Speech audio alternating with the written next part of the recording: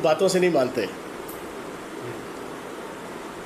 इनका इलाज यही है कि इनको हल्की हल्की टपोर जो है ना हर 3 दिन बाद 4 दिन बाद की जाए। तो इस आल पाकिस्तान लूटमार एसोसिएशन और इनकी बाकी जो सब्सिडरीज़ हैं, नून लीग, नीम लीग, शीन लीग, हे लीग, और इन सारों को जो है ना वो सुकून भी आता है और उनको तशफ़ी भी होती है और उनकी आत्मा को शांति भी मिलती है। तो आज सुबह उठते सारी वो आपा फरदौस आशिक अवान साहिबा कहती थी जाली कनीज़ें, जाली कनीज़ें। मैं ये तो नहीं कहूँगा, असली कनीज़ाओं ने, जाली नहीं, असली कनीज़ाओं ने सुबह उठते ही जनाब पहले एक ने जनाब अपना गम गुस्सा किसी और का निकाला हम पे। वो गम गुस्सा क्या था कि कल मलिक अहमद ख़ान मेरा भाई है, दोस्त है, बड़ा अच्छा इंसान है, शरीफ उन-नफ्स है, उसको जनाब शहबाज शरीफ साहब ने अपना स्पोक्स पर्सन लगा दिया। क्योंकि शहबाज शरीफ साहब को वो जो असली कनीज़ है जना बेगम सफदर अवान साहिबा की पंजाब लेवल की, उसके ऊपर एतमाद नहीं है, भरोसा नहीं है। अच्छी भली बेचारी जनाब 8 साल से जो है वो लगी हुई है अपनी ड्यूटी पूरी करने, 8-10 साल पीपल्स पार्टी की ड्यूटी पूरी की थी। और उम्मीद ये है कि हालात, वाक़यात, नज़ायर और कराइन ये बताते हैं कि अगले 10 साल PTI के हवाले से भी शायद वो अपनी खिदमात सर अंजाम देने के लिए ज़हनी तौर पर तैयार हैं। आज सुबह ही सुबह जनाब उन्होंने उस ऑडिट रिपोर्ट का जनाब वावेला मचाया। और वावेला क्यों मचाया और कहाँ मचाया? नैब के अदालत दफ्तर के बाहर शहबाज शरीफ साहब रमज़ान शुगर मिल के केस में 25 अरब डॉलर की मनी लॉन्ड्रिंग के केस में जनाब आए हुए थे। उस बेचारी पंजाब की हमारी जो असली कनीज़ है उसको डर लगा हुआ है कि मलिक अहमद ख़ान साहब के आने के बाद अब मेरी छुट्टी है। उन्होंने अपनी नौकरी पक्की करने के लिए जनाब बेतुकी, बेढंगी, बेमंतकी जनाब वो गोले और बारूद के जनाब धमाके करना शुरू कर दिए, डस डस डस करके। जनाब पहला धमाका किया, ओ जी 52 लाख रुपए का ज़ाती हेलीपैड बना लिया फौजदार साहब ने। दूसरा जनाब वो 12 अरब रुपया कोरोना में करप्शन हो गई। तीसरा जनाब वो ऑडिट रिपोर्ट आई है, उसमें 56 अरब रुपए का जनाब ऑडिटर जनरल ने कह दिया जनाब करप्शन हुई है। तो जनाब आज मैं असली कनीज़ साहिबा को जनाब जवाब दूंगा। उसके बाद वो पाकिस्तान लेवल की भी आ गई, वेली हैं दोनों, कोई काम नहीं काज नहीं, कहते हैं ना काम के ना काज के दुश्मन अनाज के। आजकल वेले हैं, बस ज़्यादा से ज़्यादा ड्यूटी ये है कि हर लीडर करप्शन के इल्ज़ाम में जब आता है नैब की अदालत में, एहतसाब ब्यूरो में, हाई कोर्ट में, सुप्रीम कोर्ट में, इन्होंने वहाँ आके अपनी नौकरी पक्की करने के लिए, अपनी ड्यूटी पूरी करने के लिए prime minister of Pakistan Imran Khan साहब को और वज़ीर आला पंजाब सरदार उस्मान बुज़दार साहब के ख़िलाफ़ तोपें चलानी है और उसके बाद अपने नंबर टांगने हैं। और बेचारी जो पंजाब की कनीज़ है उस बेचारी को अब डर लगा हुआ है मलिक अहमद ख़ान साहब के आने के बाद। मैं आज कुछ फैक्ट्स एंड फिगर्स रखूँगा। पहली बात तो ये है, ऑडिट रिपोर्ट हर साल हर हुकूमत की आती है और हर अदारे की होती है। ऑडिट रिपोर्ट्स के हवाले से जब कोई रिकॉर्ड, कोई अदारा, कोई डिपार्टमेंट, कोई मिनिस्ट्री और कोई ओवरऑल बाकी सारे हुकूमती रियासती मशीनरी जब वो नहीं दे पाती ऑडिटर जनरल को कोई जवाब, तो ऑडिटर जनरल अपने एक स्पेसिफिक टाइम पीरियड के ऊपर ऑडिट रिपोर्ट जारी करनी होती है।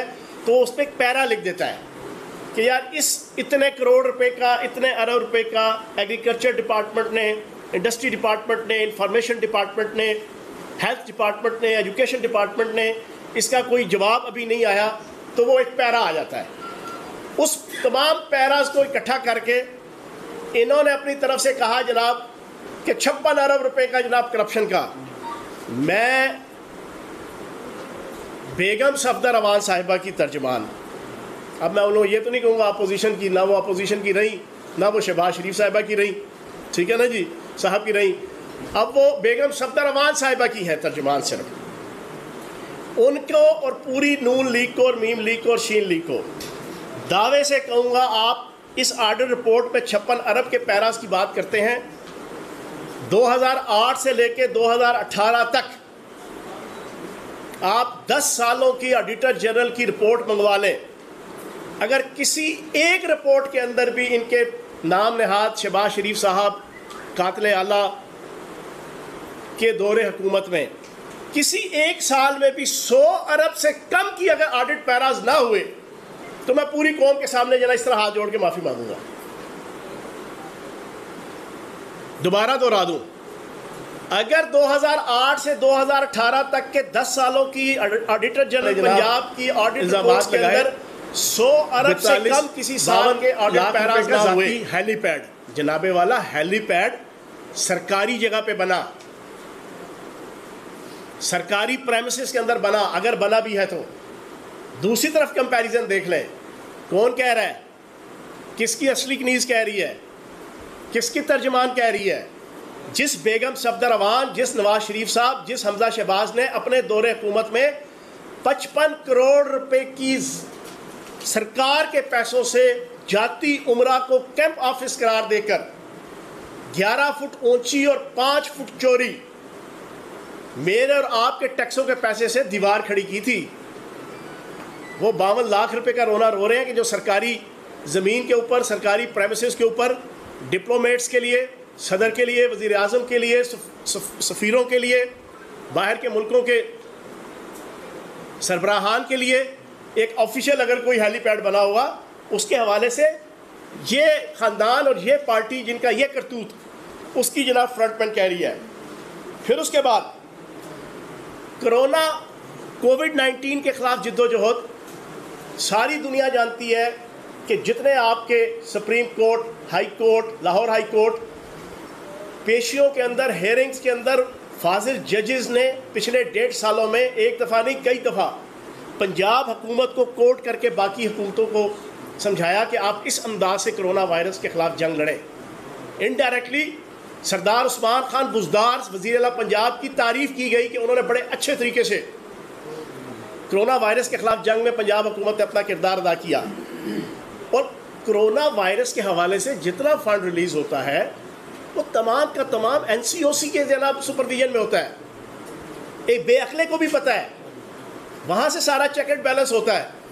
लेकिन वो बेचारी असली कनीज़ ने जनाब वो मलक अहमद ख़ान साहब के आने के बाद अपनी नौकरी बचाने के लिए आज अजीबो गरीब किस्म की बेतुकी बातें जनाब, जैसे वो 12 अरब का सरदार उस्मान बुज़दार साहब अपने घर ले गए हैं, जैसे ये ले जाया करते थे। इन्होंने तो जनाब 2-4 डायरेक्टर रखे हुए थे ग्रेड 1920 के CM सेक्रेटेरिएट में, वो नसार गिल और इस तरह 1-2 नाम हो रहे हैं इस वक्त मेरे ज़हन में नहीं, जिनका काम होता था सरकारी लैंड क्रूज़र सबज नंबर प्लेट पूरे पंजाब से जनाब हर DC कमिश्नर, AC, सरकारी जनाब डिपार्टमेंट्स के हेड उनसे करोड़ों रुपए की महीने की गुराई करते थे और ला के जनाब CM ऑफिस से फिर आगे मनी लॉन्ड्रिंग के लिए पूरी दुनिया के बाहर ममालिक और उनके अकाउंट्स में, और फिर वहाँ से इधर ये सारी बंदरबाट इन्होंने लगाई हुई थी जो नैब वाले, FIA वाले बता चुके हैं, जिसका एंड रिजल्ट अगले 1.5 साल के अंदर आ रहा है। अगले 1.5 सालों में शहबाज शरीफ, हमजा शहबाज और इनके बाकी जितने करता धरता है अपने मंतकी इंजाम तक पहुँचने वाले हैं। वो सारी चीज़ें बताई हुई हैं। उनकी जनाब फ्रंट मैन जो है वो आके यहाँ पर कोरोना वायरस के हवाले से जो एक अच्छी परफॉर्मेंस सरदार उस्मान बुज़दार साहब की वज़ीर आला की हैसियत से और पंजाब हुकूमत की, उसको आसमान पे थूकने के मुतरादिफ है, वो अपने पे आके गिरेगा। और फिर ऑडिट रिपोर्ट्स के हवाले से मैंने आपके सामने रखा, एक चीज़ सारी दुनिया जानती है, साफ पानी कंपनी, सस्ती रोटी, food stamp programme, orange line train, Ashiana housing scheme, Danish school, ये जितने मेट्रो के प्रोजेक्ट्स तमाम पे आपके ऑडिट पैराज मौजूद हैं कि कितनी कितनी करप्शन हुई।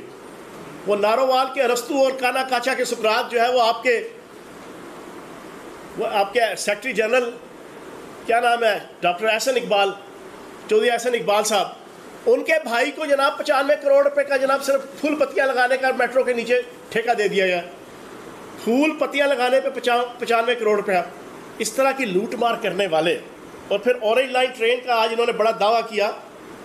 आज पूरी पाकिस्तानी कौम के सामने बार बार आप सुन चुके हैं, एंकर हजरात भी, तजिया निगार भी, पब्लिक भी, आज दोबारा दोहरा दूँ। ऑरेंज लाइन ट्रेन लाहौर बताया गया था कि एक प्रॉफिटेबल बिजनेस होगा, प्रॉफिटेबल प्रोजेक्ट होगा, 2.5 लाख आवाम डेली के उसके बेनिफिशरीज होंगे। हकीकत ये है 2.5 लाख के बजाय सिर्फ 50,000 अफराद जो है वो डेली मुस्तफ़ीद होते हैं। फिर डेली जना मंथली के अखराजात, ये पूरी पाकिस्तानी कौम सुन लें, 60 करोड़ रुपया महीने के अखराजात हैं ऑपरेशनल कास्ट 60 करोड़ रुपया। और इनकम बताओ कितनी है? सारी पाकिस्तानी कौम दिल पे हाथ रख के सुन लें, 7 करोड़ रुपया। 60 करोड़ रुपया आपका खर्चा है, 7 करोड़ रुपया आपका आमदन है।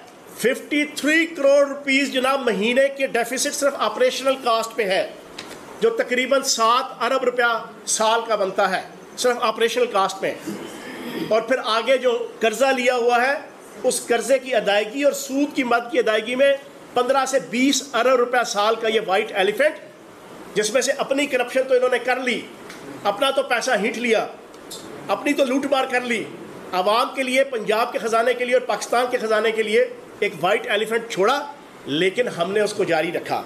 और अपनी बात को इख्तिताम की तरफ ले जाते हुए फिर सवाल जवाब करेंगे। वो ख़ानदान जिसकी करप्शन, लूटमार, मनी लॉन्ड्रिंग के चर्चे पूरे हिंद और सिंध में, चरिंद और परिंद में गूंज रहे हैं, नामी गिरामी डिस्टिंक्शन है उनकी, पीएचडी नहीं पोस्ट डॉक्टरेट, जिन्होंने करप्शन के अंदर, मनी लॉन्ड्रिंग के अंदर, टकेमारी के अंदर, पैदागिरी के अंदर, नौसरबाजी के अंदर, मुल्क दुश्मनी के अंदर, रियासत दुश्मनी के अंदर, रियासती अदारों की दुश्मनी के अंदर, फौज की दुश्मनी के अंदर, पाकिस्तान के इंतहाई काबिल एहतराम अदारों की दुश्मनी के अंदर जिन्होंने पीएचडी और पोस्ट डॉक्टरेट की हुई है, वो आज आके और उनकी असली कनीज़ाएँ वो आके हमें बताएंगी कि रियासत की अहमियत, और फिर उस्मान बुज़दार साहब को समझाएंगी जिन्होंने इंतहाई शराफत के साथ, दयानतदारी के साथ सूबे की 3 साल में खिदमत की है। और आखिरी दावा करके, इनको तो छोड़े ना, ये जो नून लीग, मीम लीग, शीन लीग है, मैं दावे से कहूँगा 3 साल के जो अभी दौर गुजरा है, सिंध हुकूमत जो इस वक्त हमारी एक अपोनेंट हुकूमत है पार्टी की, अपोनेंट पार्टी की, मैं चैलेंज देता हूँ 1 to 1 मेरे साथ कोई बैठ जाए उनका स्पोक्स पर्सन, मैं साबित करूँगा कि सरदार उस्मान बुज़दार साहब ने 3 सालों के अंदर हर शोबे ज़िंदगी में, तालीम, सेहत, कोरोना, टैक्स रेवेन्यू कलेक्शन और हर फील्ड के अंदर, एजुकेशन, ज़राअत, सनत, जिस शोबे पे आप हाथ रखेंगे, अल्लाह पाक के करम से, नबी पाक के सदक़े जो है वो सिंध हुकूमत से कहीं बेहतर परफॉर्मेंस दी है, कहीं बेहतर परफॉर्मेंस दी है। ये एक चैलेंज है मेरा। बाकी ये हिंद और सिंध और चरिंद और परिंद के अंदर जिनके चर्चे हैं करप्शन के और बदयांती के, मैं ये समझता हूँ इनका जवाब देना भी जाना कि इनसे कोई कंपैरिजन करे या इनको कोई चैलेंज दे कि आके बैठो, सारी दुनिया को पता है कि ये करप्शन और लूट मार में कितने माहिर हैं। जी जनाब। फैज़ल हुसैन चौहान साहब, अपोजिशन हुकूमत और हुकूमत अपोजिशन के बारे में बात करती है, नेशनल मीडिया पे भी, हर जगह पे। आम ले बैन, एक आम आदमी, आवाम की बात कब होगी? वो महंगाई की चक्की में पिसा हुआ है, उनको कब रिलीफ मिलने जा रहा है? क्या ये भी अपोजिशन का कारनामा है या हुकूमत कमज़ोर है? देखें, बिल्कुल, मैं तो 3 साल से कह रहा हूँ कि इस महंगाई की बुनियादी वजह ये पिछले आपके 30 साल के दौरे हुकूमत है। इस महंगाई की बुनियादी वजह नवाज़ शरीफ साहब के दौर के आखिरी 3 साल के अंदर जो सो कॉल्ड फेक तरीके से इस्टेब्लिश की हुई इकॉनमी थी इसहाक डार साहब की, वो फेक और सो कॉल्ड तरीके से रुपए की और डॉलर की जो कीमत मेंटेन की हुई थी, उसकी वजह वो है। फिर वो जो अरबों डॉलर के जो कर्ज़े लिए गए, जिसकी वजह से आज मजबूरन हमारी हुकूमत को भी कर्ज़े लेने पड़ते हैं, उसकी वजह वो है। उसकी वजह जनाब पिछले इसी आल पाकिस्तान लूटमार एसोसिएशन के दौर की आपके 60 अरब डॉलर की इंपोर्ट्स और आपकी 18 से 20 अरब डॉलर की एक्सपोर्ट, ठीक है जी, आपकी जनाब 15 या 16 या 17 अरब डॉलर की आपकी सिर्फ फॉरेन रेमिटेंस, आपके इंटरनेशनल लेवल पे FATF की जनाब आपकी ब्लैक लिस्ट, आपके इंटरनेशनल लेवल पे मुल्क की इकॉनमी और रियासत के नेगेटिव इमेज, आपका इंटरनेशनल लेवल पे 5 साल में ना कोई आपका वज़ीर ख़ारजा कि जो पाकिस्तान के इमेज को, पाकिस्तान की इकॉनमी को, पाकिस्तान की रियासत को रिप्रेजेंट करता, उसका ना होना, तो बिल्कुल महंगाई के अंदर उनका भी हिस्सा बकदरे जुस्सा नहीं बल्कि तकरीबन सारे का सारा हिस्सा उनका बनता है। हाँ, इस महंगाई के अलावा 2-3 चीज़ें मैं आपके सामने रखूँगा। हेल्थ इंश्योरेंस कार्ड पंजाब के अंदर 70 से 80% ख़ानदानों को मिल चुका है और इस साल दिसंबर 3 महीने बाद 100% पंजाब के जो ख़ानदान है, 11 करोड़ की आबादी है, तकरीबन कोई 90 लाख के करीब ख़ानदान है, उन सबको 7.25 लाख की मालियत का बिल्कुल फ्री साल का इंश्योरेंस कार्ड मिलेगा। क्या ये फाइनेंशियल अचीवमेंट नहीं है? ये भी तो एक महंगाई के साथ अगर आप कहते हैं तो उस महंगाई को रोकने के हवाले से उनको एक रिलीफ है ना, कि कहाँ पे प्राइवेट हॉस्पिटल, आप प्राइवेट हॉस्पिटल्स के अंदर अपने अपने शहर, अपने अपने ज़िले के टॉप क्लास के जो प्राइवेट हॉस्पिटल्स हैं, वहाँ पे एक गरीब आदमी, एक मिडिल क्लास आदमी, चाहे वो कखपति है चाहे वो करोड़पति है, हर एक के पास जनाब वो कार्ड होगा। इसी तरीके से अगर आपकी एक्सपोर्ट्स 26 अरब डॉलर तक गई हैं, आपकी इंपोर्ट्स कंट्रोल हुई हैं, आपकी 27 अरब डॉलर पे फॉरेन रेमिटेंस आई है, तो ये उसी महंगाई को और रुपए की कीमत को मुस्तहकम करने के लिए एक इकदाम है जो पिछले 3 सालों में कोरोना वायरस होने के बावजूद और इस माफिया की साजिशों के बावजूद इस आल पाकिस्तान लूटमार एसोसिएशन की हमने और prime minister of Pakistan Imran Khan साहब ने इस इकानमी को खड़ा किया, तो ये उसी महंगाई के खिलाफ एक जंग है। जी शायद ये बताएं कि सुप्रीम कोर्ट ने पंजाब के तमाम बलदियाती इदारे बहाल कर दिए, इसके ऊपर हाई कोर्ट भी इम्प्लीमेंटेशन जो है वो पिटीशन की समाप्त कर रही है, तो पंजाब हुकूमत क्या बलदियाती इदारे जो है बहाल करने का इरादा रखती है या इसका अल्टरनेट क्या करेगा? देखिए, सुप्रीम कोर्ट ने फैसला दे दिया तो उसके बाद ख़त्म। बाकी इंशाल्लाह इलेक्शन हम जनाब उम्मीद है कि मार्च अप्रैल के अंदर आपके बलदियाती इलेक्शन होंगे और उसके हवाले से जो छोटी मोटी कोई इश्यूज़ हैं हमारे इत्तेहादियों के दरमियान, वो मेरा ख्याल है कि 4 से 6 दिन के अंदर वो भी सॉर्ट आउट हो रहे हैं और इंशाल्लाह इलेक्शन होंगे। जी जनाब, सेकंड लास्ट क्वेश्चन। चौहान साहब उसी फिर बहुत ज़रूरी है, पंजाब हुकूमत की जानिब से NCOC की निशानदेही पे नोटिफिकेशन भी जारी हो गया है, रावलपिंडी भी शामिल है, तालीमी इदारे बंद और SOPs पर मुकम्मल अमल दरामद। लेकिन रावलपिंडी, टेक्सला और यहाँ पे सूरत हाल कोरोना की बहुत ज़्यादा है। कंटोनमेंट बोर्ड्स के एरिया में उम्मीदवार कारगर मीटिंग्स जल्द से जुलूस कर रहे हैं, गैदरिंग हो रही है और वहाँ पे बहुत ज़्यादा ये मामला, क्या इलेक्शन मुलतवी होने के इम्कान है या गौर किया जा रहा है? देखिए, इसमें मैं कुछ नहीं कहूँगा क्योंकि ये NCOC के जो मामलात हैं वो NCOC तय करती है, प्राइम मिनिस्टर साहब और असद उमर साहब सारी उन चीज़ों को जो है ना लुक आफ्टर करते हैं। और बाकी इलेक्शन जो हो रहे हैं कंटोनमेंट बोर्ड के, उसमें फिर थोड़ा सा कैंडिडेट्स को इस चीज़ की तरफ जो है ना तवज्जो रखनी चाहिए कि आप अपनी कारगर मीटिंग्स उन SOPs के मुताबिक जो है वो करें। बाकी वो फैसला तो उधर से ही होगा। अगर हाँ कोर्ट्स फैसला दे देती हैं कि हाँ जी इसको आप डिले कर दें तो उसको हम इम्प्लीमेंट कर देंगे। अच्छा, चौहान साहब आप वज़ीर जेल खाना जात भी हैं, नूर मुकद्दम केस का जो मरकजी मुलजिम है वो अडयाला जेल में बंद है। अमरीकी कौंसलर के जरिए अमरीकी कौंसलर की उसके फ़ोन पर रसाई हुई, उसके अंदर बताया कि मुझे आम कैदियों की तरह नहीं रखा जा रहा। मजीद अगर कोई क्या आम कैदियों की तरह रखा जा रहा है? नहीं रखा जा रहा सर, उसने कहा है ये बात, ठीक है, उससे भी ज़्यादा बदतर रखा जा रहा है। चलो ये तो आप मजीद अगर आपसे कोई अमरीकी कौंसलर की तरफ से आती है चीज़ों से फारिश है तो इसको किस तरह दें? देखो, एक बात बिल्कुल ज़हन में रख लें, वो दुनिया का सबसे बड़ा शैतान है, सबसे बड़ा शैतान है, दुनिया का सबसे गलीज़ इंसान है, जिसने पूरी पाकिस्तानी कौम, माशरे और सोसाइटी का सर शर्म से झुकाया है, जिसने हवा की बेटी और एक खातून के साथ जिस अंदाज से जो जुर्म किया है वो आज तक मैंने अपनी सारी ज़िंदगी में और किसी ने नहीं सुना था। उस शैतान को तो ये बात करने की भी इजाज़त नहीं होनी चाहिए कि वो अपने कोई हकूक़ मांगे। उसके हकूक़ कोई नहीं है, उसके हकूक़ वही है कि उसकी जनाब प्रोसिक्यूशन जल्दी से जल्दी कंप्लीट हो और उसको फांसी के फंदे पे जाना कानून के मुताबिक उसको लटकाया जाए, इससे ज़्यादा उसका कोई हकूक़ नहीं। हाँ सर, ये बता दें कि आप हमेशा कहते रहे कि नून ने यानी कि करप्शन कितना पैसा 3 साल होने वाले, उनसे 1 रुपया भी आपने वसूल नहीं कर पाए, नहीं। दूसरा ये कि रावलपिंडी की अवाम ही आपको वोट दिया था यहाँ पर तरक्की के लिए, खुशहाली के लिए, लेकिन रावलपिंडी के मेजोरिटी जो टैंकर माफिया उनको तो पानी मिल रहा है, लेकिन पिंडी के मेजोरिटी अवाम को जो है वो पानी नहीं मिल रहा, उसके बारे में देखिए, पहली बात तो ये है तकरीबन 600 अरब रुपया जो है ना लैब ने पिछले 3 सालों में रिकवर करवाया है। 600 अरब रुपये तकरीबन, उसमें फिगर्स ऊपर नीचे और तकरीबन जो है आपके एंटी करप्शन ने भी जनाब जो कि उनके 10 सालों से भी कहीं ज़्यादा है, उनके 10 साल के टाइम पीरियड में एंटी करप्शन पंजाब ने जितने पैसे उनके 10 सालों में अगर सपोज़ 50 करोड़ रुपये उन्होंने निकलवाया तो हमारे 3 साल के दौर में जो है ना वो 4-5 अरब रुपया जनाब आपको जनाब रिकवरी नज़र आएगी। ये तो सारी रिकवरी हुई। बाकी बात ये है कि केसेस हैं अभी एंड पे, ये इनकी चीज़ें अभी नहीं निकल रही, ठीक है ना। हमज़ा शहबाज साहब को, शहबाज शरीफ साहब को पता है कि उनकी 0.0000001% भी है ना, वो बका नहीं है। हर चीज़ नीट एंड क्लीन है। वादा माफ गवाहों ने एक एक चीज़ बिल्कुल तत्हीर करके रख दी है और इनका कैरियर बिल्कुल शट डाउन है। तम्त बिलखैर वमा अलैना इल्लल बलाग। अब वो उनको समझ नहीं आ रही कि अब क्या करें। अब वो कभी कोशिश करते हैं कि अपने बड़े भाई को के पाँव पकड़ें, कभी किसी के पाँव पकड़ें, कभी किसी के पाँव पकड़ें कि जना वो ऐलान करते हैं। ये पाँव पकड़ने की तरफ वो वैसे ही नहीं आए। और किसी का बड़ा मशहूर डायलॉग है कि आले शरीफ जब सुकून में होता है तो गिरबान पकड़ता है, जब फंसता है तो पाँव पकड़ता है।